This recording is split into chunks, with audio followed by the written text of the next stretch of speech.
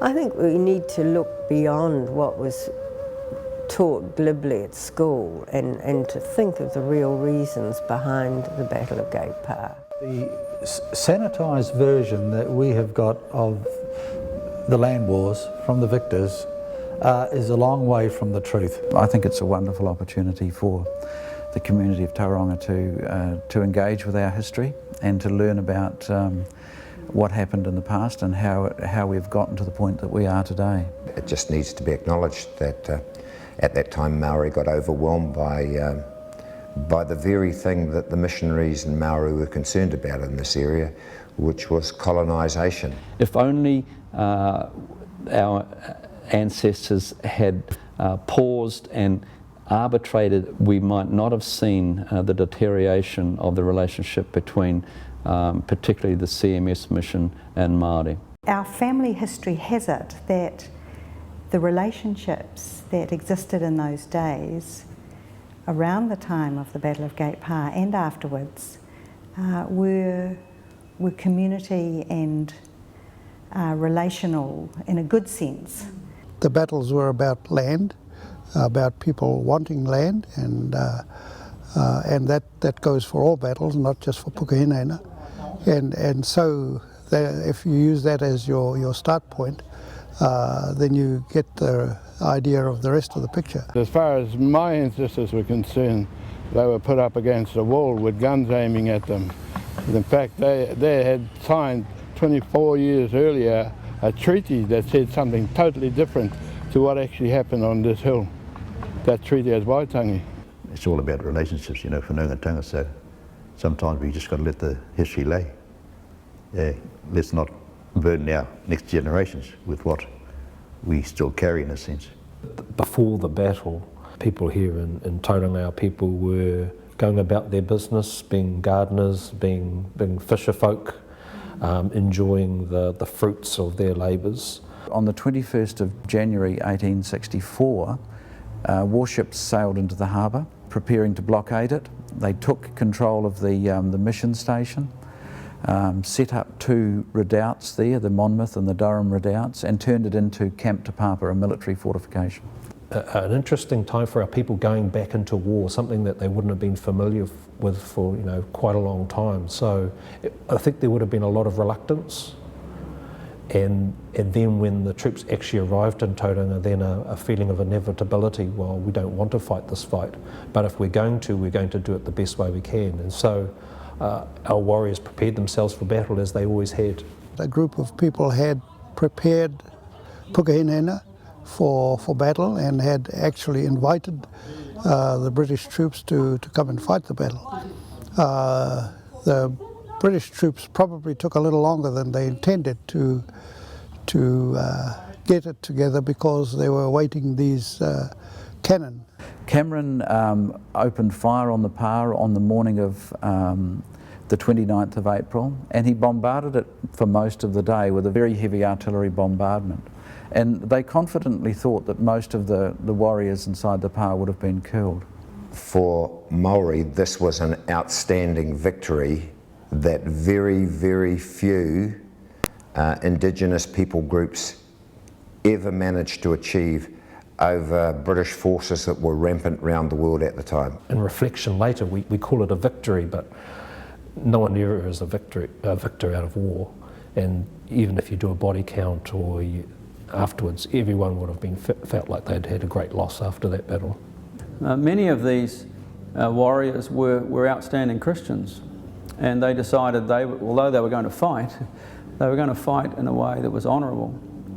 And that's where the story of Hene Te Kiri Karamu comes from, the giving the water to Colonel Booth.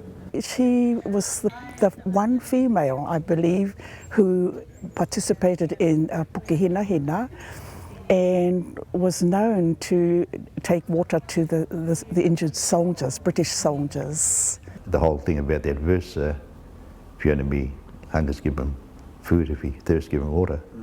Well, the verses prior to that talk about your relationships and the right relationships you should have with your neighbours, your people. In the verse after it says, don't repay evil with evil.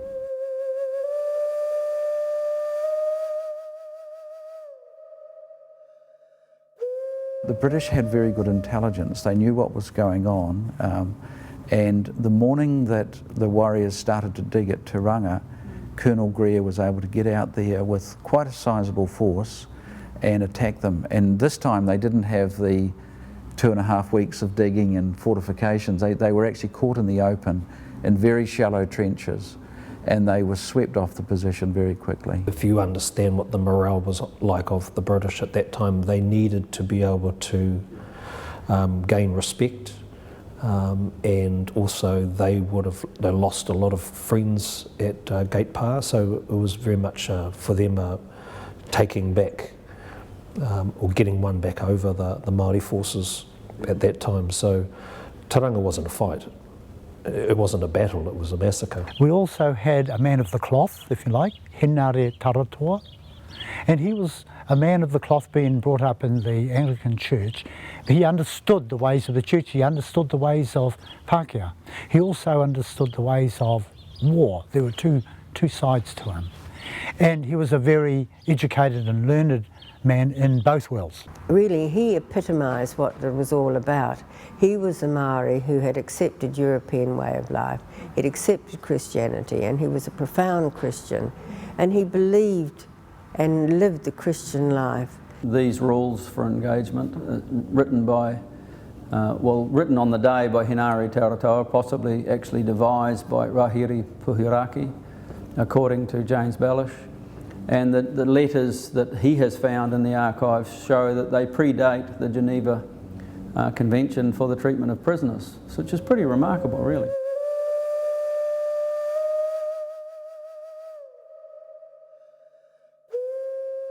When we moved to the Bush campaign, then you just got families.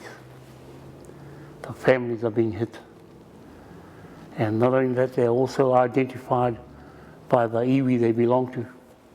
And it was only that iwi being hit. There were generations, there were whānau who were suddenly cut off so that they no longer had uri coming through, and that is a major sad point for us this day. My grandfather came and bought a property in Paispa Road, just 100 metres or so from the Battle of Tauranga.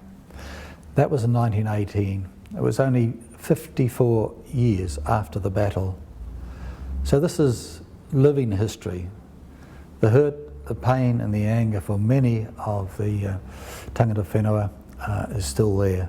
The subsequent invasion of settlers to this area obliterated any memory of Maori, and that's reflected in the place names that actually celebrate those people who actually failed on the day.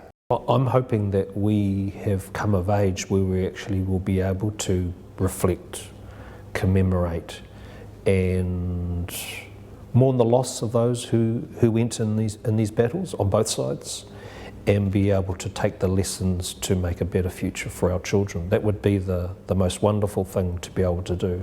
Perhaps the most important thing to remember is the promise found out of the Battle of Gate Pa of better days ahead. For standing out through the battle was the chivalry and Christianity of the Māoris, who without fuss carried out the old biblical verse, if thine enemy hunger, feed him, and if he thirst, give him drink. This story needed to be told, and I've always believed if you want to grow free-range kids, feed them backyard stories. And this is the backyard story of Tauranga that hasn't been told. So what an opportunity that we've got to do it, because we won't be doing it in my lifetime again, because in 50 years' time I'll probably be in another storyland. We have to somehow try and get in someone else's shoes and walk their journey for a while and imagine what life's been like for them before we can really come together and understand each other. 8 years we started with Te Koinga, where we started doing this annually out at Tauranga and here. Just a little gathering of people that wanted to get past the blame game and start looking forward to the opportunities of reconciliation. I'm not a person who wants future generations to carry the burden or grievance or any guilt. That was carried to the grave by our previous generations. Now is the time for reflection and commemoration and doing what we preach.